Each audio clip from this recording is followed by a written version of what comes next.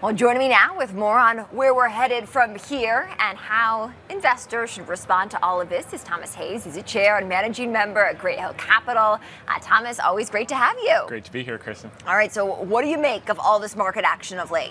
You want the good news or the bad news? Let's start with the good news. Okay, well, the good news is the same as the bad news, and that's everyone is pessimistic, okay? So you saw the fund manager survey from Bank of America this week. Highest expectations of a recession, fourth highest in 20 years. So we're talking about 2022, we're talking about 2020, we're talking about 2009. Most number of managers wanting to go underweight U.S. equities. So usually that's a washout. And what we're seeing is the quote unquote dumb money is now the new smart money. Retail investors have been buying a ton of stock on this weakness. Hedge funds have been record selling in the whole. And oddly enough, retail investors have been right since COVID.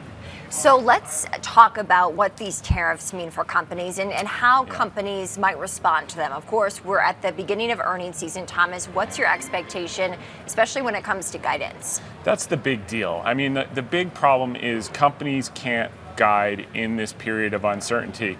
And Kevin Hassett was on one of the networks yesterday, or 2 days ago now, saying we have bundles of deals with amazing terms. Well, my message to the administration is, how about taking yes for an answer? You saw Vietnam come to the table and they said, we'll do zero tariffs if you do zero tariffs. I understand there's non-tariff barriers, but what the answer should have been was, we accept in principle contingent upon working out the non-tariff barriers. Instead, they did not. And what happened? China went to visit Vietnam and they just inked a deal. So you snooze, you lose. I think the administration has a lot of good things going. They should book one deal, and that's going to give companies more certainty to say, hey, here are our three guidance scenarios. If they continue to do deals, good things are going to happen. If they don't, medium things are going to happen. And if they really don't, here are the bad things that could happen. And then the market can kind of get their hands around it. But right now, we're just shooting in the wind. So we are probably down still about, let's say, 14% roughly on the S&P 500 from a recent high. Do you think it is range bound until we get a little bit more certainty? Yeah, we have two frameworks. One would be Trump Tariff War 1.0. In 2018, you had a 20% correction. Yes. And then you were at new highs 4 months later. That's a possibility. We would love that. The second scenario that we're looking at is the 2011 European debt crisis, 20% correction, and then 3 months of hell, choppy volatility. Even though the bottom was kind of in marginal new lows, it was literally up and down every day for 3 months of uncertainty until Mario Draghi came out and said, we'll do whatever it takes. So we need one of those moments. So either way, but even in that case, 8 months later, we were at new highs. So I learned early in the business, Kristen, good things happen to people who buy high quality businesses when they're marked down, and I think this time will be no different. What are some of the high quality names, Thomas, that are on your radar? Yeah, I think number one, don't give up on PayPal. Everyone is down on PayPal. It's kind of round trip. It shot up to 90. Everyone's like, woo, we're up 50%. Now it's back down in the 60s. They're generating record free cash flow. $7.5 billion. They'll probably do $7.5, $8 billion. They're going to buy back 20% of the company in the next 2 years. Alex Chris came from Intuit. He ran 50% of the revenues. He had a 30-bagger while he was running the small business division there.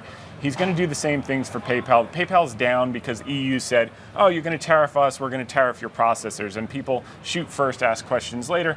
The fact of the matter is the deal is going to be very simple with the EU. You take our LNG, we'll lower your tariffs. They won't tariff our processors. All will be well. Alex Chris is going to run this up the flagpole.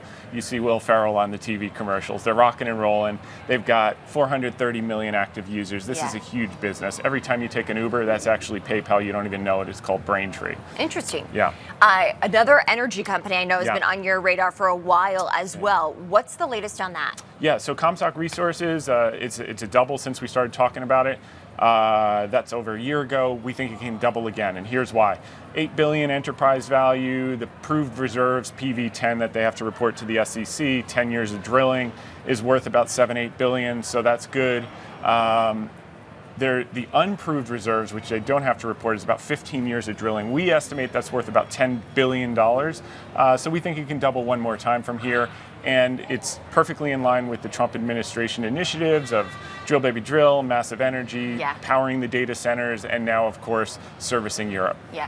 I do want to ask, Thomas, the lessons from 2018. I think there are real questions out there. You know, obviously the president can call shots at warp speed, but for an entire supply chain to adjust to that, and consumers, you know, they obviously can't act as quickly as the president, we presume. Yeah. So what are those lessons learned from 2018 that might apply to this scenario today? Yeah, the lessons of Trump 1.0 and 2018 are excess volatility followed by resolution to the upside. That's the way he rolls. So he throws out these grenades and everyone ducks for cover, and then when he realizes there's enough pain, he goes in and he fixes the problem. And I think what you're going to see is, as you see 1, 2, 3 tape bombs, look, you're going to wake up one morning, everyone's pessimistic, and you're going to see a beautiful truth or tweet, whatever he wants to call it. It's going to say, I just got off the phone with my good friend Xi Jinping, and the market's up 5,000 points, and you're stuck, you know, in cash, and you say, I missed it. So I think it's selective buying, it's not wholesale buying. It could take longer than we expect, deal with the volatility. As it relates to supply chains, we just need to see one deal hit the tape, and then they can get a little more comfort. There's some rationality. We can slowly move ahead. But yes, people are slightly on pause, and that will have an impact in economic numbers in the first couple of quarters for sure. All right, Thomas Hayes, he's a chair and managing member at Great Hill Capital, joining us in the studio. Thomas, thank you. Thank you, Kristen. It's great to have you.